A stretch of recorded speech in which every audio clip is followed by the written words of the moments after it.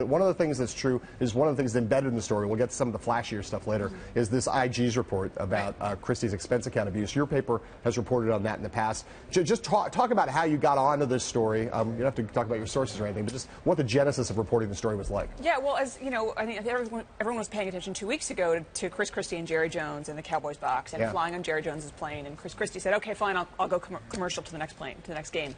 But you know, it occurred to me hearing that story, this was not the first time that we'd heard this. Like, we're probably going to hear it again. There must be some other stuff.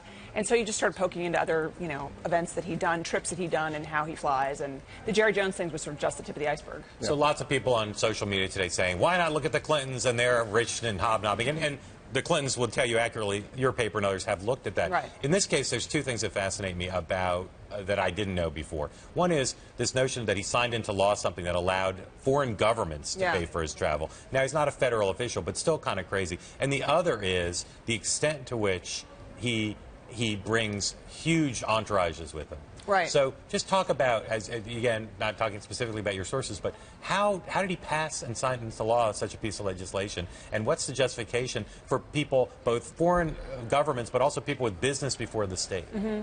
You know, it's interesting. So this law in New Jersey, or the executive order that he signed, was really the genesis of that was with former Governor Jim McGreevey, who got in a lot of trouble for flying commercial with his wife to a trip to Ireland. It was a trade mission, but he also attended a family reunion there. So this was sort of addressed at state expense. Right, at state expense. But, Christie incurs state expense just by taking state troopers, by taking a security detail.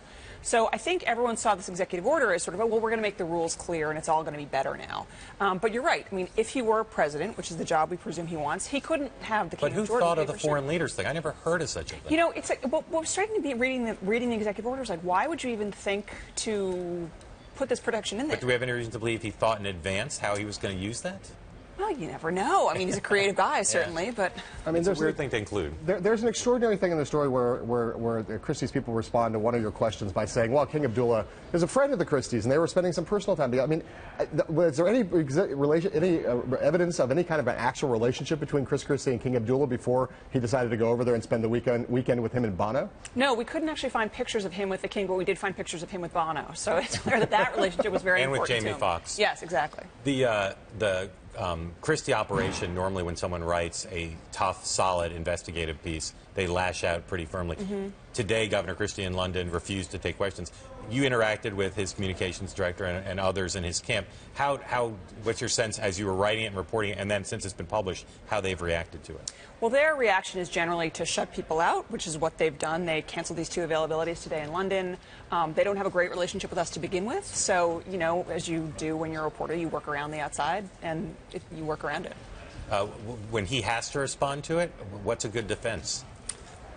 I think he's going to go with the friend defense and go with the I'm creating business abroad. One of my favorite details in the story was that, he's got this huge trip to London this week, paid for by Choose New Jersey, which is a group that, again, he set up and has now installed a close friend as president of.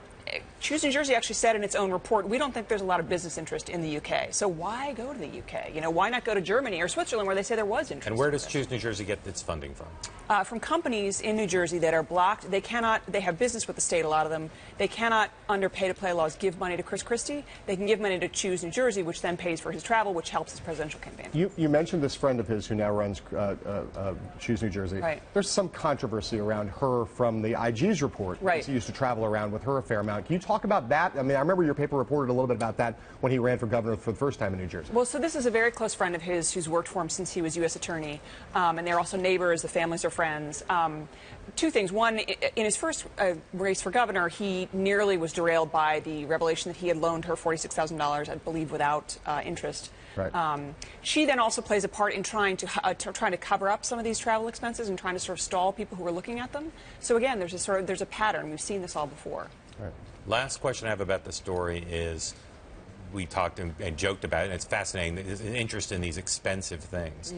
And your colleague, Mark Leibowitz, talked to him and had this quote that we played at the beginning about getting all the juice out of the orange. Is that something that you think you have a sense that the people around him are embarrassed by or worried about? I think they're very worried about it. I mean, I think just the fact that they, I have had some reaction today suggesting that they feel like the story was a fair hit. They may not have liked it, but it's a fair hit. And I think they would like it if he would stop doing this, if he would stop sort of constantly going for, the gold ring every time, the five-star hotel every time, the private flight every time. I thought the tone of the reactions, all the on-the-record reactions that you had in the story, suggested they basically were like, this is fair. Because there wasn't anger laced through it. And they were worried when there was that $30,000 hotel bill. His staff knew that wasn't per room. That was not per room. No, that was all rooms. But again, it's hard a lot of money. to do, And if you look at those hotels, they're nice hotels. Yeah, those are some nice hotels.